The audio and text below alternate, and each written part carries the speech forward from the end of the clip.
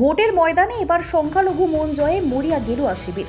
বর্ধমান দক্ষিণ বিধানসভা কেন্দ্রের বিজেপি প্রার্থী মৌমিতা বিশ্বাস মিশ্র আজ প্রচারে নামলেন বর্ধমান পৌরসভার ২৬ নম্বর ওয়ার্ডে। লাকুটি এবং গোদা বেলতলা এলাকায় সাধারণ মানুষের দরজায় দরজায় পৌঁছে গেলেন তিনি। তবে শুধু প্রচার নয়, এদিন তৃণমূলের দিকে সরাসরি চ্যালেঞ্জ ছুড়ে দিয়েছেন বিজেপি নেতা রাজু মল্লিক। তার দাবি, শাসক দল অঙ্কের হিসেবে ভুল করছে। গত লোকসভা ভোটের ফলে রেস টেনেই তিনি বলেন, ২৬ নম্বর ওয়ার্ডের ৫টি বুথে বিজেপি ইতিমধ্যেই শক্তিশালী অবস্থানে রয়েছে। রাজু মল্লিকের হুঙ্কার, এবারে নির্বাচনে এই ওয়ার্ড থেকে বিজেপি প্রার্থী অন্তত ১৫০০ থেকে ২০০০ ভোটের ব্যবধানে লিড পাবেন। ঘরোয়া জনসংযোগ আর জয় লক্ষ্যমাত্রা নিয়ে আত্মবিশ্বাসী বিজেপি শিবির।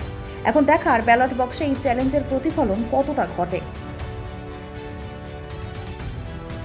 আমাদের এই ওয়ার্ডে কোনো সংগঠন নেই, সেটা সম্পূর্ণ তাদের অঙ্ক কষতে হবে।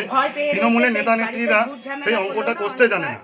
তারা জানে না যে এই ওয়ার্ডে ৫টা বুথে আমরা লিড দিয়ে রেখেছি, ৫টা বুথ আমাদের জেতা রয়েছে। আর আমি এতটা চ্যালেঞ্জ করে বলতে পারি যে এবারে বিধানসভা নির্বাচনে আমাদের মৌমিতা যে প্রার্থী দক্ষিণের, তো ওনাকে আমরা এই ওয়ার্ড থেকে প্রায় ১৫০০ থেকে ২০০০ ভোটে লিড দেবো। সংগঠন দিদি মনে হচ্ছে ফিরে এসছে আমাদের এই ওয়ার্ডটাতে। আমাদের জিএস বাপিদার বাড়ি। ও কল্পনা দি বৌদি বৌদি, আমাদের আমরা দলের আদর্শ নিয়ে চলি। ভারতীয় জনতা পার্টি ৮০ দশক থেকে যারা আছেন তারাই আমাদের শক্তি, তারাই ফসল লাগিয়েছেন, সেই ফসলই আজকে আমরা এই সকলে এক সংগঠিত পরিবার, তাদের আশীর্বাদ নিয়েই আমরা আগের লোকসভায় দেখা গেছে রাজুই লড়াই করেছিল ওয়ার্ড থেকে, এখানে দেখেছিলাম। তো এবারে তো সব রাজুকেও দেখা যাচ্ছে না।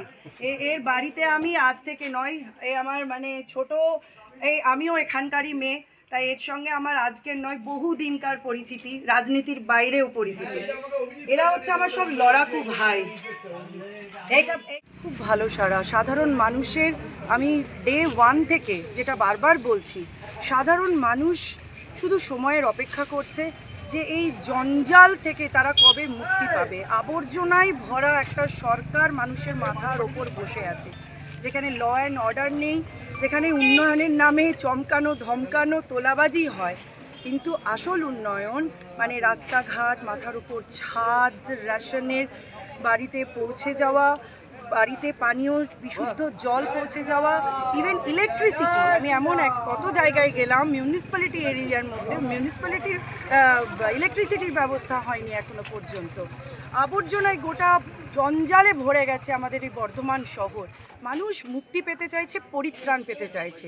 যেখানেই যাচ্ছি সবাই বলছে পরিত্রাণ চাই, এই সরকার থেকে আমাদেরকে রক্ষা করো। ভাই বোনেদের কোনো উন্নয়ন হয়নি, কোনো শিক্ষা পৌঁছায়নি। যারা মাদ্রাসার কথা বলে, আজকে আপনারা বলুন তো আমাকে, কোন নেতা মন্ত্রীর ছেলেরা তারা মাদ্রাসায় গিয়ে পড়াশোনা করে? তাহলে সাধারণ খেটে খাওয়া মুসলমান ভাই বোনেদের জন্য শুধু মাদ্রাসা করে তাদেরকে বের করে দেওয়া, এই ভাঁওতাবাজি আজকে মুসলিম ভাই বোনেরাও বুঝে গেছে। অনেক মুসলিম বোনেরা এবং চাচারা, তাদের দাঁড়ি পর্যন্ত আছে, দাঁড়িয়ে বলেছে মা আমাদের ভোট তোমার সঙ্গে। এর থেকে আর বেশি কি বলবো। আর সন্ত্রাস, যারা ভয় পেয়েছে তারা রাস্তায় দাঁড়িয়ে আছে সন্ত্রাস করবার জন্য। ওপেনলি আমরা সবাইকে বলছি, বিজেপির প্রার্থী আমিও প্রচার করব, তৃণমূলের প্রার্থীও প্রচার করবে, সিপিএম, কংগ্রেস যারা যারা আছে সকলে প্রচার করবে। কোড অফ কন্ডাক্ট ইলেকশনের চালু হয়ে গেছে। এখানে সন্ত্রাস করা মানে কি? মানুষের অধিকার, মানুষের গণতান্ত্রিক অধিকারকে কেড়ে নেওয়া, যেটা লাস্ট 15 বছর ধরে হচ্ছে। মানুষ এই জিনিস থেকে মুক্তি পেতে চাইছে, শুধুমাত্র সময়ের অপেক্ষা। ধন্যবাদ।